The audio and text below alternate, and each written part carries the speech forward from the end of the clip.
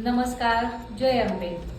येत्या नवरात्रीमध्ये अशी कोणती सेवा आहे का की ज्यामुळे आपण आपल्या अडचणी कमी करू शकतो, आपल्याच प्रयत्नांना आपण अध्यात्माची जोड देऊ शकतो? तर यासाठी एक छोटीशी गोष्ट आपल्याला करायची आहे, ती म्हणजे दुर्गा सप्तशतीचा पाठ।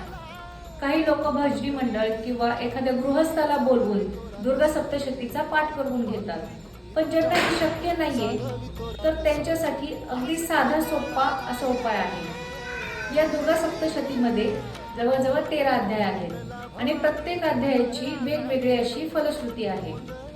म्हणजे आपल्या ज्या अडचणी आहेत त्या अडचणी दूर करण्यासाठी तेवढा तो पर्टिक्युलर एक अध्याय जो आहे तर त्या अध्यायाचं नियमित 9 दिवस वाचन करणे, दिवसातून किमान एकदा तरी त्याचा पाठ करावा। देवीला नमस्कार केला तर भरपूर फायदा होतो। या व्हिडिओच्या शेवटी प्रत्येक अध्यायाची जी फलश्रुती आहे ती दिलेली आहे। जर दुर्गा सप्तशतीचे 14 पाठ केले तर नवचंडीचं पुण्य प्राप्त होतं, नवचंडी केल्याचं फळ मिळतं आपल्याला।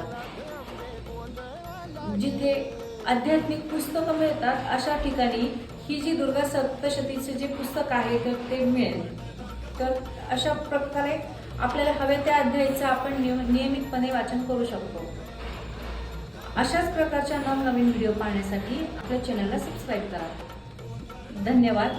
जय अंबे।